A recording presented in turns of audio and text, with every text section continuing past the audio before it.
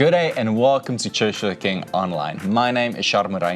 My name is Henry Nel, and we are your online campus pastors. And may we be the first to welcome you into 2023. If you still make the mistake of writing the wrong date in your calendar, don't worry, it's going to be all of us for the first month. Yes. But we want to welcome you fresh into this new year to join us if you're in the Lake area for a time of prayer and of worship on January 7th. That is this upcoming Saturday. And we have this moment specifically to spend time together with one another, spend time gleaning into God's presence, spending time worshiping the King of Kings, and starting this year off right. Yes, followed by that, Sunday the 8th of January, we're kickstarting with our annual 21 days of fast and prayer. And we want to invite you to take part of that. You will also be able to find the fasting guide online on our website. Yes, and on the 9th of January, very important, is my birthday. cnell@cotk.us. Please send me a happy birthday. So while Shami is having fun, let's continue with the last part before we dive into the Word. I want to invite you, if you haven't been connected to a spiritual family yet, I want to invite you to get connected.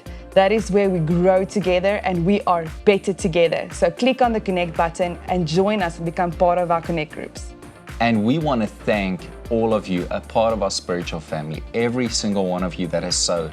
In this past year, we've been able to, as a church, give over $150,000 right back into God's kingdom. And we want to thank you for being so generous in this.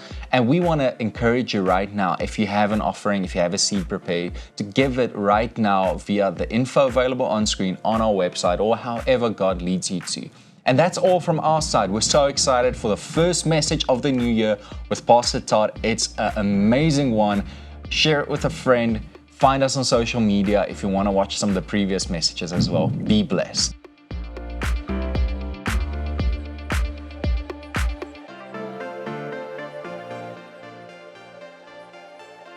Well, Happy New Year and welcome to 2023. It is January 1, and what a great way to start the year is together we seek what God has for us. So if you're watching today, just pumped for you to be tuned in, not to just this broadcast, but to what God has for you this year. And that's really what this message today is about. Like, how do we build what God's called us to build? Am I going to be intentional about that? What's it look like? So for us today, as we embark on 2023, I want us to see what it takes to build a place for God in our life.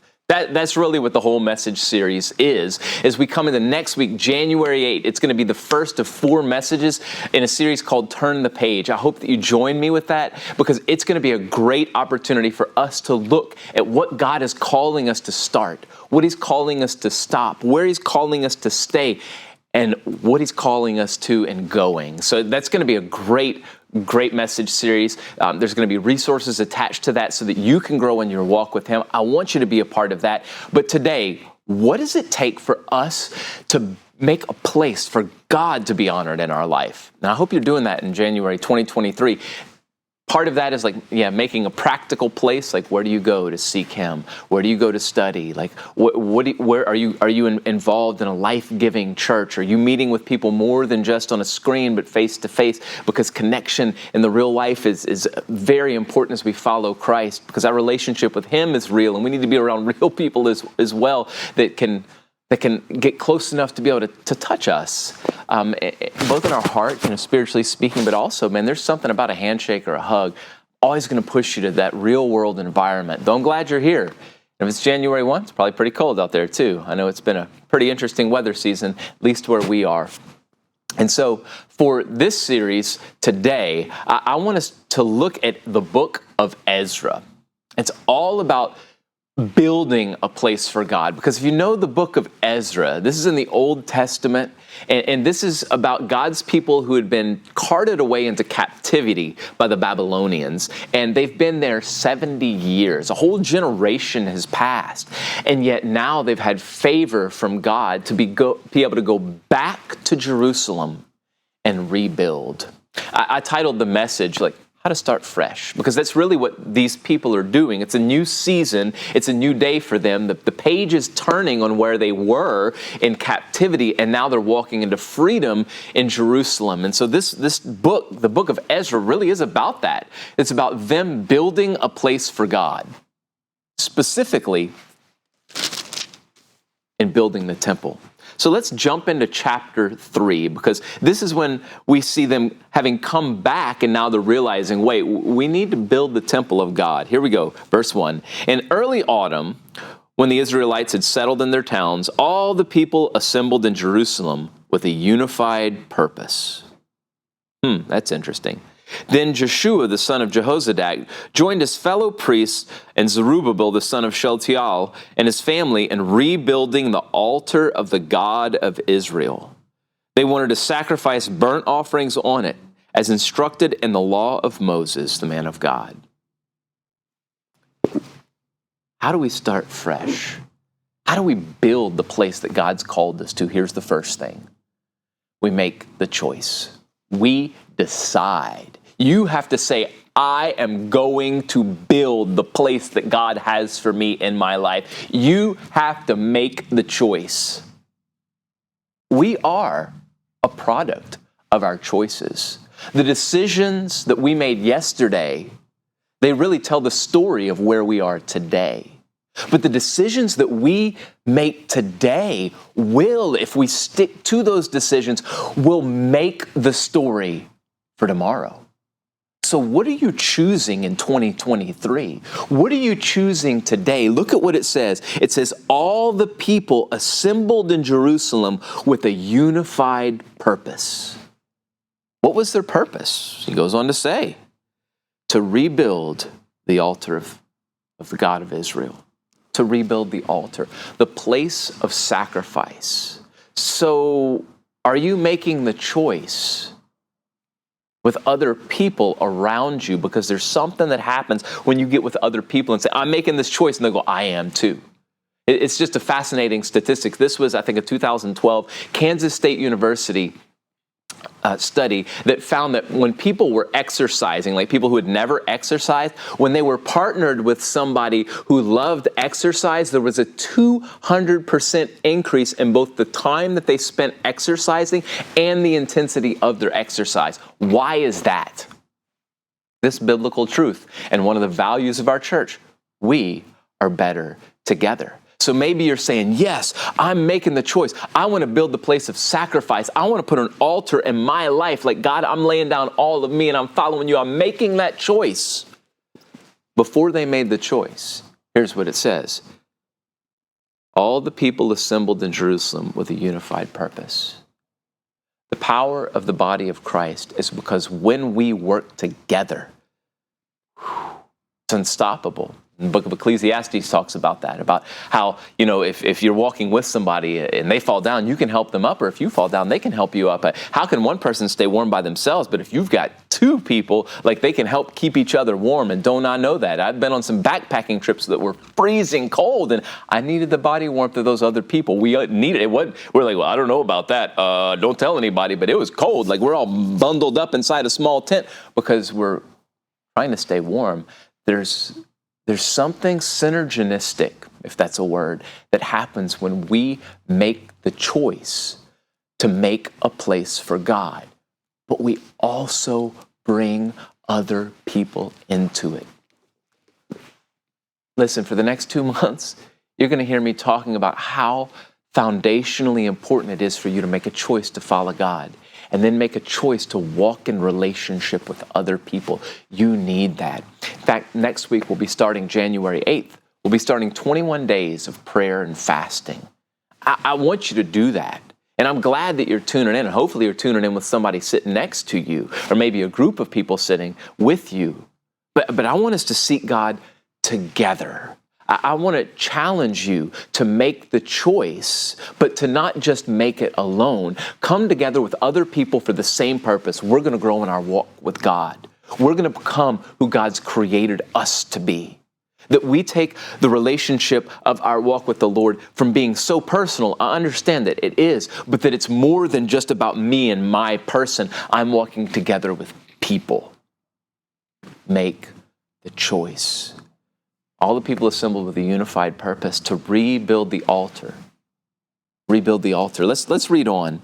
It says, even though the people were afraid of the local residents, they rebuilt the altar at its old site. Then they began to sacrifice burnt offerings on the altar of the Lord each morning and evening. They celebrated the festivals of shelters as prescribed in the law, sacrificing the number of burnt offerings specified each day for the festival. They also offered regular burnt offerings and offerings required for the new moon celebrations and the annual festivals as prescribed by the Lord.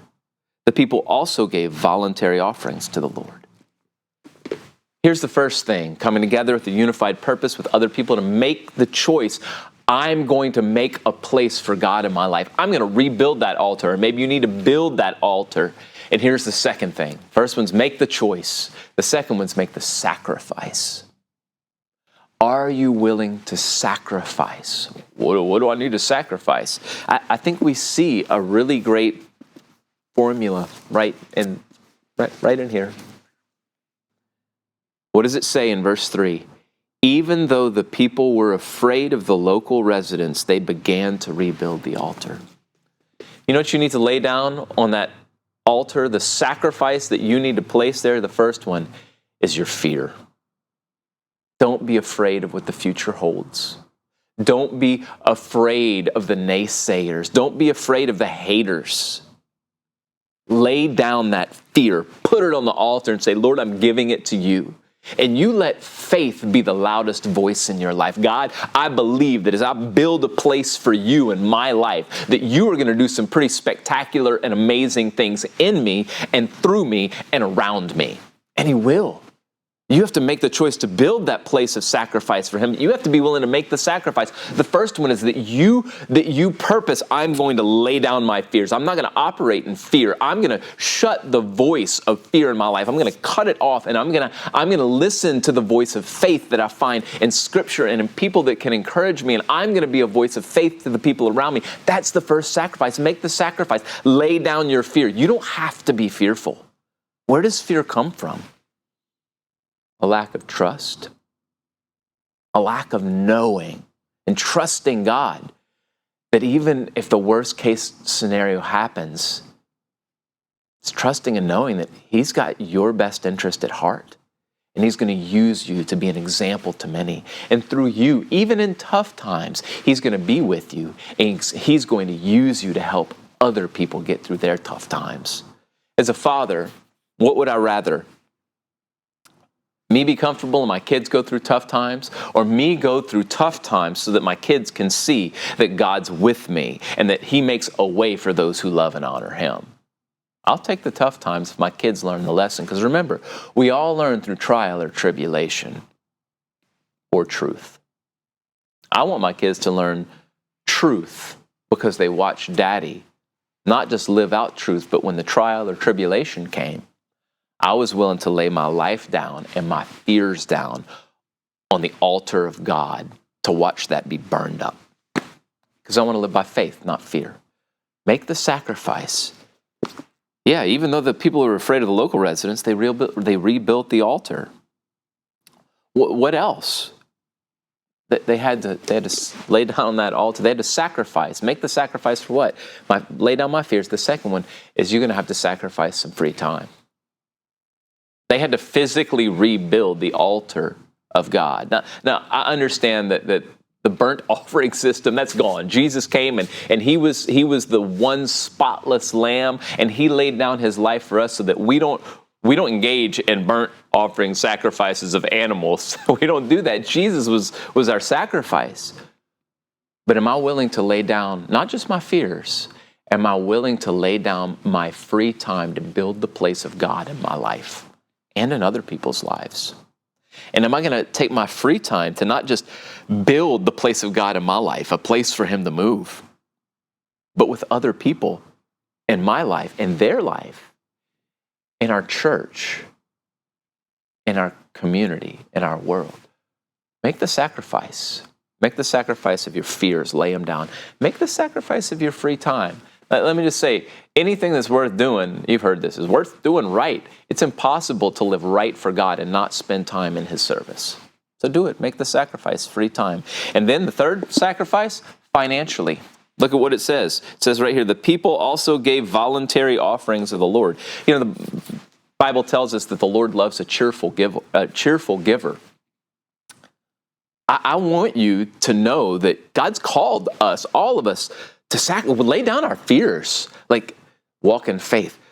Give him all of us. God doesn't just want your Sundays. He wants every moment of every day. Why? Because when you surrender all of you to all of him, he gives you all that he has, and his goodness and his purpose and his peace and his calling. Fear, free time, financially. If you're not a tither, if you don't give from your heart and it's an overflow, if you're not walking out your faith by giving financially, you're missing the blessing of God in your life. You just are. And if you know me, like, if you really know me, number one, you know that I never have worried, and you can ask my wife, the people close, I've never worried about money. But I've always, since little, because I was taught it, I was a tither and a giver. Why is that so important to God and to me? Like why is that a thing? I think it's biblical. I think it's an act of maturity. I think it's an act of obedience. I think that as we give, God blesses. But let me tell you what it really is for all of us.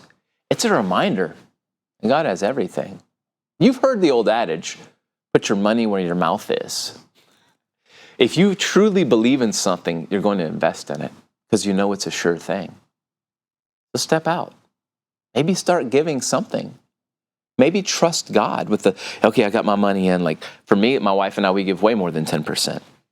And so like our church, by the way, gives way more than 10%. Our gross revenue, we give that back out. We gave over last year, well over $150,000 to missions from our church because that's what we do. But like maybe just as you get the first in, you give God the first and your best. You go, Lord, I'm giving this to you. Step out and sacrifice. It's worth it. Make the choice. Make the choice to build a place for God. Make the choice to sacrifice. Here's the third thing, is they made the decision, we're going to rebuild the altar of God. We're going to lay down our fears. We're going to take our time to actually physically build God a place for you. We're going to give financially. Here's what happened in chapter 4. Here's what happened. It says, verse 1, the enemies of Judah and Benjamin heard that the exiles were rebuilding a temple to the Lord.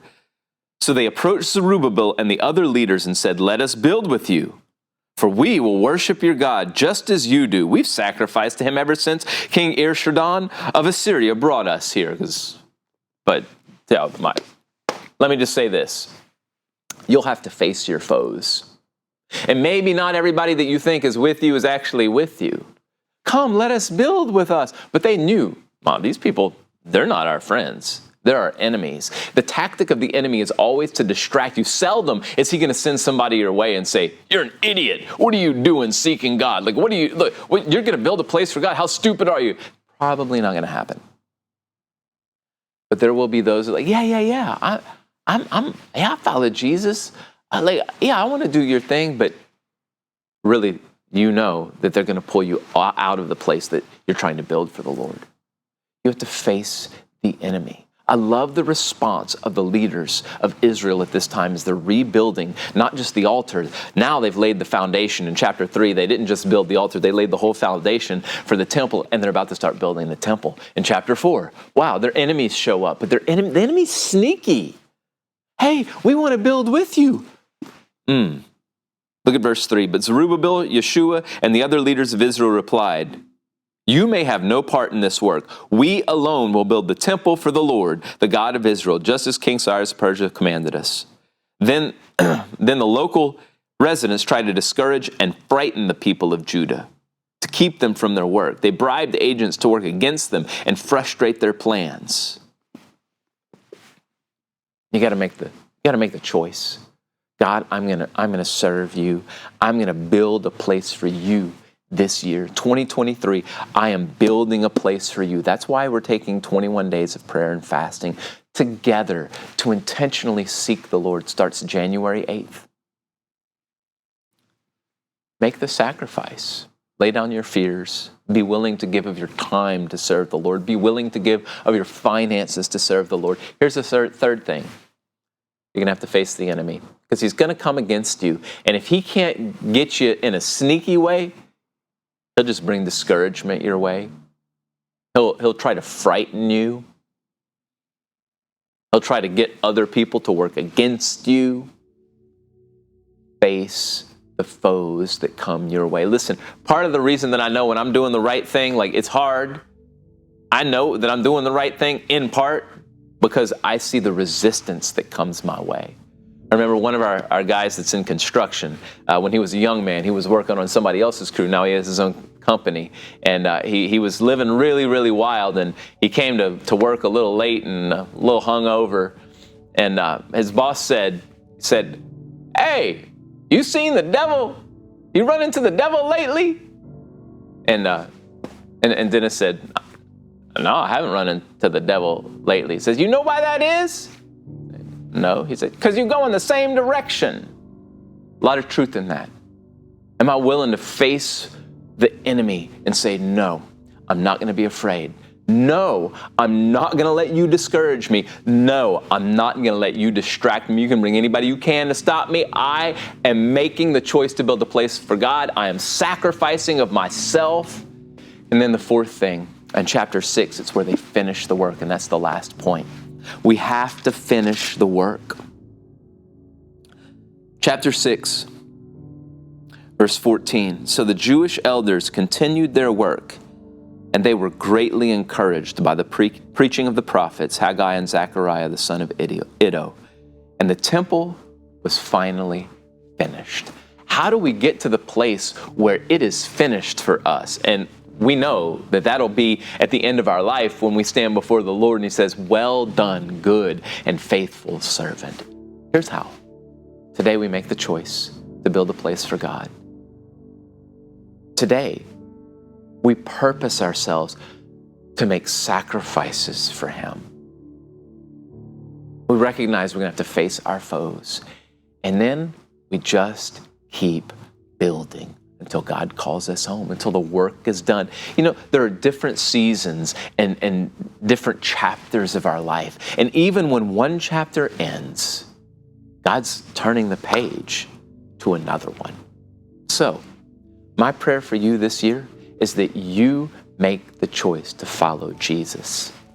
I grew up in a church as a little kid until my teenage years. Then we got in a really wild, awesome, amazing, life-giving church. But I grew up in a very traditional, liturgical, that means churchy church.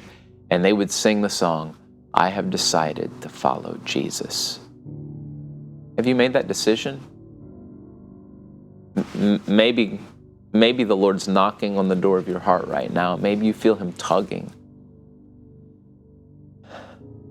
My prayer for you is that you open the door of your heart and you say, "Jesus, I've decided to follow you." What a way to start the year. Jesus says that, he says, "I know the plans I have for you, not for calamity and destruction, but to give you a future and a hope."